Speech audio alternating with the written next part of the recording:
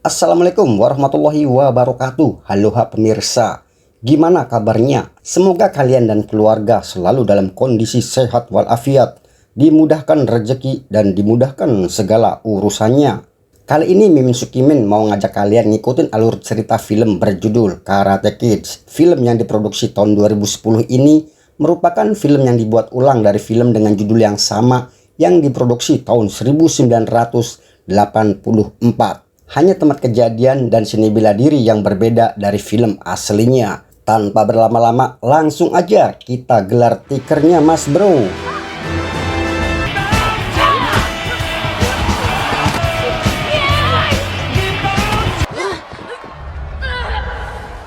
Anak ini bernama Dre Parker, usianya baru 12 tahun.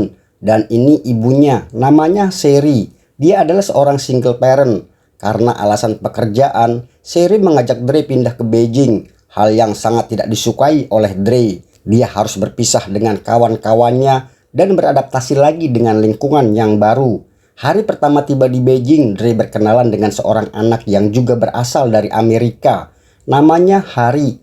Dia mengajak Dre main basket di taman dekat rumahnya. Di sana Dre berkenalan dengan seorang gadis cantik bernama Yingmi. Tapi sepertinya itu tidak disukai oleh seorang anak bernama Aceng. Dia kemudian menghampiri Yingmi dan menantang Dre berkelahi. Tidak mau kehilangan muka di depan Yingmi, Dre menerima tantangan itu. Tapi sialnya si Aceng ini rupanya jago berkelahi Mas Bro. Hampir saja Dre menjadi bulan-bulanan si Aceng. Untungnya dia masih mau mendengar permintaan Yingmi untuk melepaskan Dre. Ini adalah hari pertama Dre masuk di sekolah barunya. Dia berharap suasana di sekolahnya bisa membuatnya betah. Tapi manusia cuma berencana, Tuhan yang menentukan. Ternyata Aceng and the Gang satu sekolah dengan dia. Untungnya si cantik Yingmi juga satu sekolah dengannya.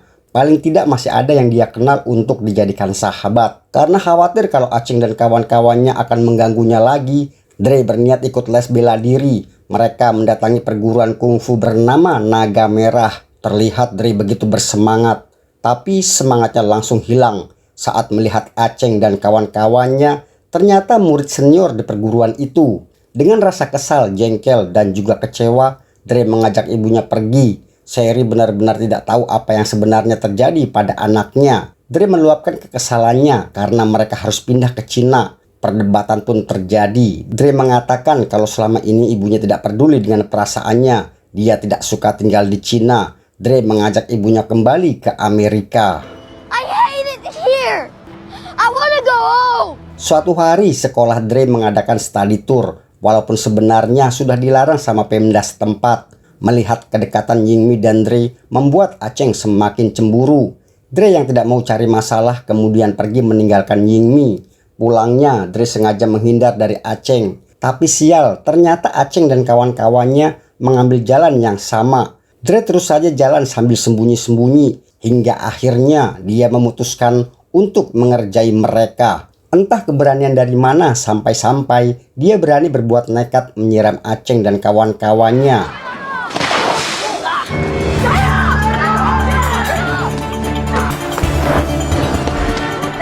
Sampai pada akhirnya Dre terkepung di depan gerbang masuk rumahnya sendiri.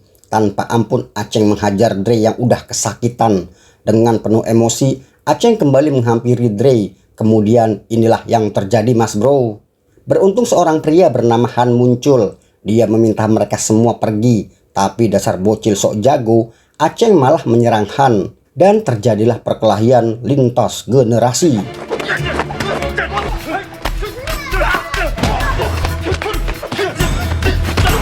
Singkat cerita, Han berhasil membuat bocil-bocil itu kapok. Kemudian membawa Dre masuk dan mengobati luka-lukanya. Han adalah petugas perawatan gedung di lingkungan tempat tinggal Dre. Pria itu berpesan pada Dre, kalau lain kali jika ketemu Aceng dan kawan-kawannya lebih baik menghindar. Dre meminta Han untuk mengajarinya kungfu. Tapi pria itu menolak kalau alasannya hanya untuk berkelahi dan balas dendam. Akhirnya Dre cuma minta Han menemaninya pergi ke perguruan Naga Merah untuk bicara pada gurunya agar meminta Aceng dan kawan-kawannya tidak mengganggunya lagi. Han pun setuju. Keesokan harinya mereka berdua pergi ke perguruan Naga Merah. Melihat cara mereka latihan, Jelas sekali kalau guru mereka, kita sebut aja namanya Kohar, memang tidak mengajarkan murid-muridnya untuk kasihan pada lawannya. Han memberitahu kalau kedatangan mereka hanya ingin berdamai, tapi Kohar malah meminta Han untuk tidak ikut campur, biarkan anak-anak menyelesaikan urusannya sendiri. Bagi Han tidak masalah asalkan 1 lawan 1, bukannya keroyokan. Kohar setuju, Aceng pun langsung bersiap. Tapi Han kembali menolak karena kedatangannya bukan untuk bertanding. Sepertinya Kohar tidak terima dengan sikapnya Han. Kohar mengatakan dengan menyerang murid-muridnya, berarti Han sudah menghina perguruannya dan kalian tidak bisa pergi begitu saja, kata Kohar. Dia meminta agar Dre bertanding dulu melawan Aceng. Melihat poster adanya turnamen kungfu, Han mengatakan kalau Dre hanya akan bertanding di turnamen itu. Kohar pun setuju. Han meminta Kohar agar melarang murid-muridnya mengganggu Dre saat latihan hingga hari turnamen tiba.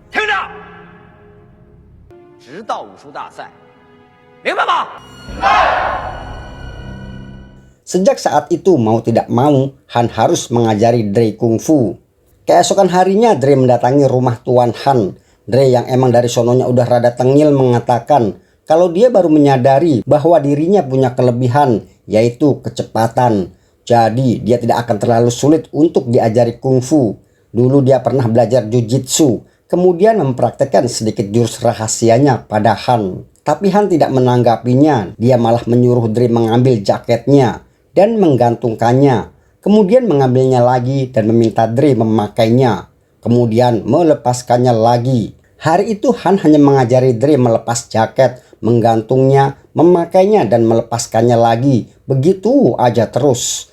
Sampai akhirnya Dre pulang dengan wajah penuh kecewa. Ternyata latihan kungfunya di luar ekspektasi. Nggak ada latihan nendang, salto, kayang, apalagi terbang. Yang ada cuma latihan buka, pakai, dan gantung jaket. Hari selanjutnya Han masih mengajari hal yang sama.